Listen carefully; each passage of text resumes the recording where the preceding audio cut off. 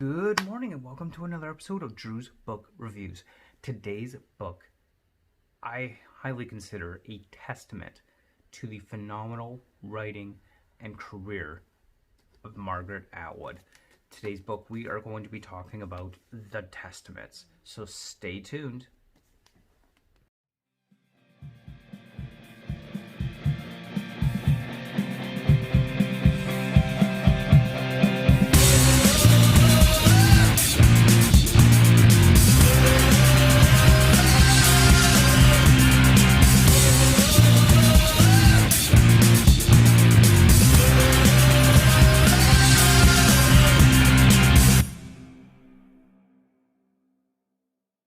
Okay, so The Testaments by Margaret Atwood.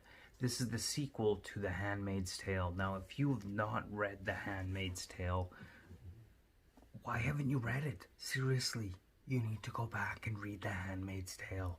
I'm telling you, go read The Handmaid's Tale. Fantastic book. You really need to read it. Anyway, a sequel to The Handmaid's Tale. So this book takes place about 16 years or so after the final events in The Handmaid's Tale.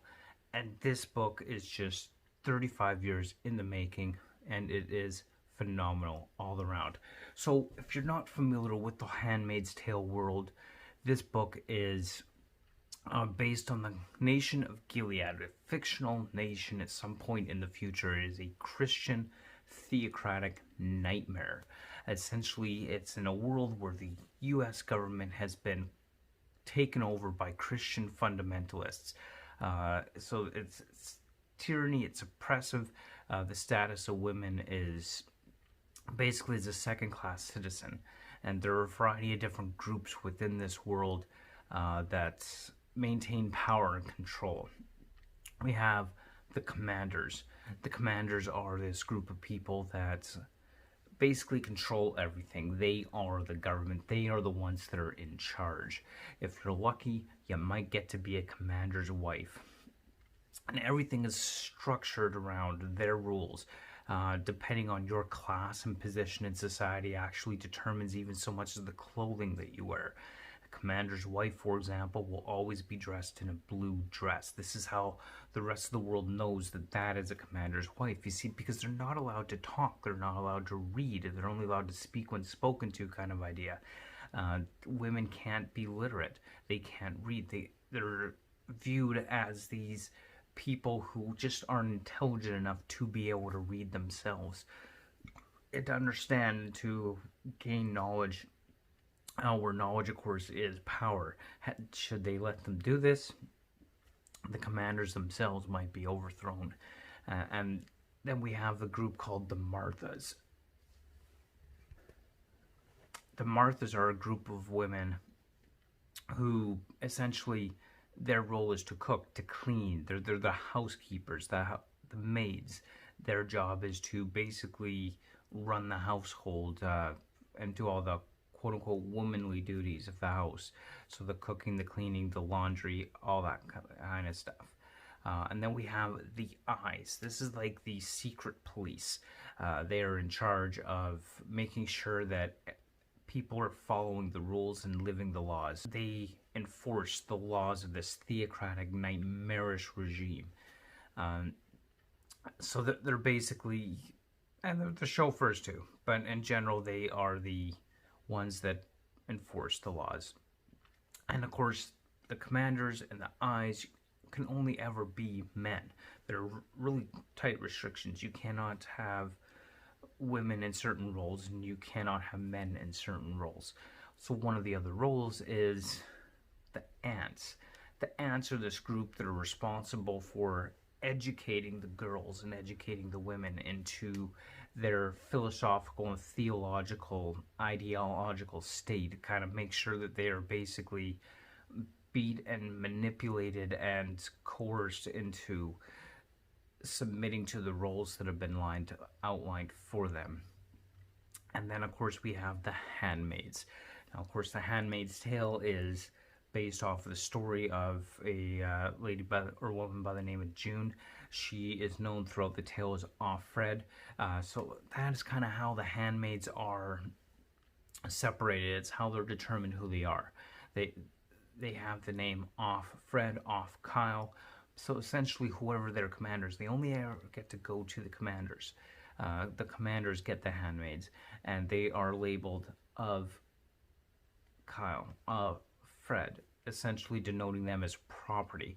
The handmaids themselves are essentially, they're these sex slaves where their job is to procreate, and that is it. So of course, this was deemed necessary by Gilead because they are in a world in which reproduction and birth rates are exceptionally low, miscarriages are high, infertility is a pandemic essentially, and they've decided that this is the only way to achieve continuation of the human race.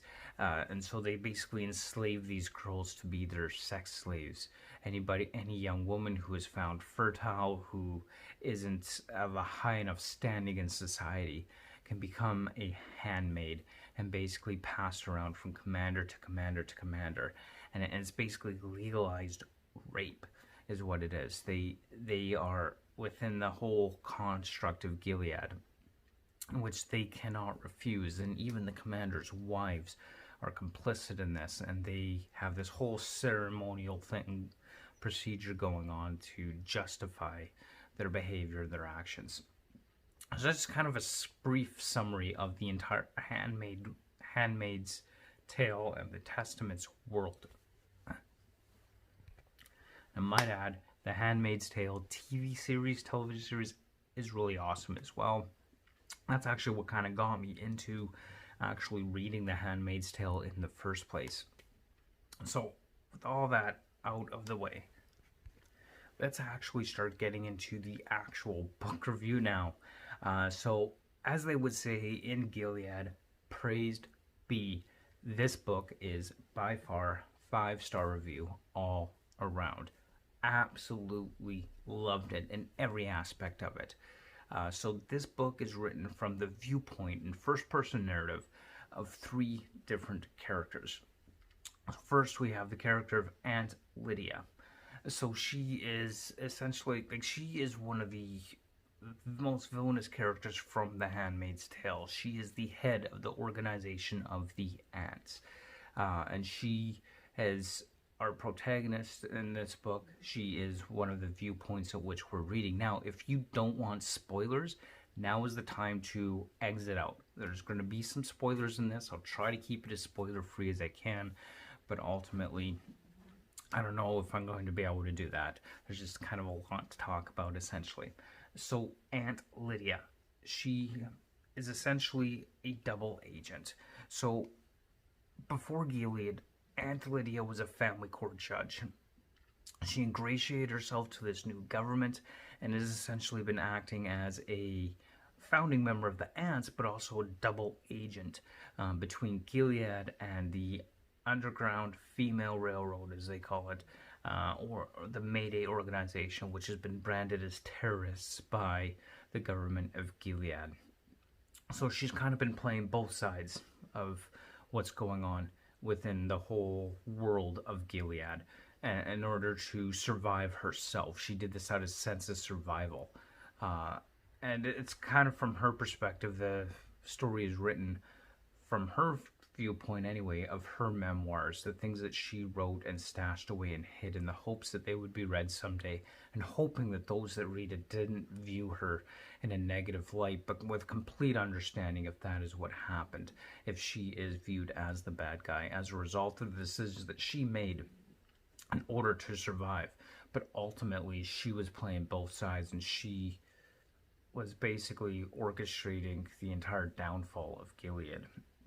We also take it from the other perspective that we see again in first-person narrative is Agnes. So Agnes is Offred's or Jane's original daughter. When the whole Gilead started, Agnes was taken from her to be raised by foster parents, while her mother was basically forced into sexual slavery to become a handmaid. So we read from her story, it kind of chronicles her journey through her perspective. of her self-discovery, her experiences, and her eventual joining of the Ants organization, of course rescued by Aunt Lydia through this process to avoid an arranged marriage to someone she really doesn't want to be married to. And she slowly starts to discover and learn her true parentage, where she came from, and who her mother really was, and what happened to her. And then the last perspective that we have is the perspective of baby Nicole. So baby Nicole, if you've watched the TV series or read the book, you know who baby Nicole is. She was smuggled out of Canada as an infant, and is also June's or Offred's daughter. And she was smuggled into Canada as an infant. And basically, from that point on, she was raised by foster parents without any true knowledge of her true identity and who she was. She has essentially become this symbol of tyranny and oppression of Gilead against women and against individuals. But from inside Gilead, she is a symbol of injustice towards Gilead. So she's kind of become this political symbol, bounced back and forth. Of course, she doesn't know who she is. She doesn't actually know her true parentage. She was raised completely ignorant to this, but she knew all about baby Nicole, and she knew the politics. She knew what was going on, and how from inside Gilead, it was a symbol of injustice against Gilead, and from outside Gilead, she was a symbol of oppression and tyranny of Gilead, and the symbol of why the rest of the world needs to do something about Gilead. So she was raised in Canada completely ignorant of her entire history of who she was. That is, until her parents are killed by Gilead operatives. And she is now has to come face to face with her true, authentic self, who she really is, and has to undertake a very dangerous mission into Gilead in order to help facilitate the downfall of Gilead. So these three stories, by the end of the book, all accumulate and come together into one epic conclusion, one amazingly well-written book from start to finish. Just awesome all around. It is a tale. It is a testament. 35 years in the making. By far, this is absolutely a top-notch 5-star book. Now, admittedly, at some points, I was finding it a little hard to follow because of the way it's written in first-person narrative. Sometimes I wasn't quite sure which perspective I was reading or when. And also a little bit hard to follow in some ways because Agnes, for example, we know she's the older of the two daughters, but some of her tale and some of her story takes perspective for when she was younger, 12, 13, 14 years old. In the meantime, we have baby Nicole's perspective. We don't know anything about her first 16 years of life in Canada. Everything is from that age point of 16. From her storyline. So we kind of have a slow progression through the timeline until they all meet up in the end. And with Aunt Lydia, we always kind of knew when we were looking at Aunt Lydia's perspective. We kind of knew which perspective we're at the whole time. It's just the timeline. Sometimes thinking, well, wait a minute, I thought Agnes was older than baby Nicole. So it just didn't click initially for me. That's probably a failing on my side, in which I didn't realize we were looking at different points along the timeline, but certainly not a reflection on the writing of Margaret Atwood at all. This really was an incredible read, loving to get into more of the history of Aunt Lydia and where she's coming from. And the interesting thing about the style of Margaret Atwood and her writing is because it is first-person narrative of an individual recounting their story and their experiences to you. Dialogue is not predominant within these books, so we don't have a lot of dialogue, as it's like we're just being told a story, and that is not a bad thing at all. But that unique style and her way of presenting that, the prose in which she writes, is so effective and so well done. That you cannot help but feel some kind of attachment to the characters that are writing it. that are writing this story out for you to read later on. And it just kind of all comes together in such an effective way. You really kind of get to understand what is going on in their minds. You feel for them. You empathize and sympathize with these three characters, who all, of course, in the end, well, not all necessarily, but in the end, we come out alive. Now, what's all said and done here is we don't actually see the downfall of Gilead within this book. But we see everything that led up to the downfall itself, and the end of Gilead. We see what was put in place, how the story progressed, and who the main players were to bring about the eventual downfall of Gilead. So we don't actually see beyond the final stroke, and then that's kind of where the book cuts off, essentially. And then, like The Handmaid's Tale, we go into a point at the end where it's like this symposium of historians discussing the articles, the memoirs, the stories that were found about these three phenomenal characters: Agnes, baby Nicole, and Aunt Lydia. Everything about this is just a wonderful, wonderful read, and it's definitely something I would recommend to anybody. The Testaments by Margaret Atwood. And one of the other things I really love about this, quickly before I forget, you don't have to have read The Handmaid's Tale in order to enjoy The Testaments, which I think is a wonderful thing, because Margaret Atwood first wrote The Handmaid's Tale something like 35 years ago. So those who would have initially read it when it came out, you know, they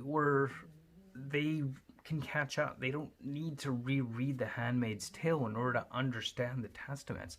And for those that have been born long after The Handmaid's Tale, who have never read The Handmaid's Tale and maybe only watched the show, or maybe haven't watched the show, but again, if you have never read The Handmaid's Tale, you don't need to read The Handmaid's Tale to understand the story in the Testaments. I will say this, though. Reading The Handmaid's Tale would absolutely be recommended, in the sense that knowing The Handmaid's Tale would so dramatically enhance the impact and the experience of the Testaments. Both together, amazing. This really is a phenomenal book. Highly recommended, 100%, 5 stars. I'd give it 10 stars if Goodreads had an option for 10 stars. Like, this is just a great, fantastic, amazing book. I absolutely love this book. And highly recommended. So those are just my thoughts on the Testament specifically. And like I said, go pick it up, read it. You don't have to have read The Handmaid's Tale to understand the Testaments, but it would absolutely enhance the story of the Testaments for you if you haven't read The Handmaid's Tale. So read The Handmaid's Tale first if you can, then the Testaments. Otherwise, just read them. Like, there's really not much more I could say there. Just read them. Phenomenal writing, great book, absolutely loved it. Thank you so much for watching. Let me know what you thought down in the comments below. Have you read the Testaments? Have you read The Handmaid's Tale? Did you like it? Did you love it? Did you not like it? Whatever. Let me know in the comments below. And don't forget to like, comment, and subscribe. And we will see you next time on the next episode of Drew's Book Reviews. Until then, keep on reading. Bye.